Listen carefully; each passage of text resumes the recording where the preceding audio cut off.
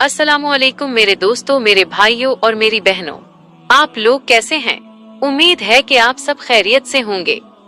आज मैं आपके साथ एक ऐसी बात शेयर करना चाहता हूँ जो हमारी जिंदगी और खास तौर पर हमारे रिस्क पर बहुत असरअंदाज होती है।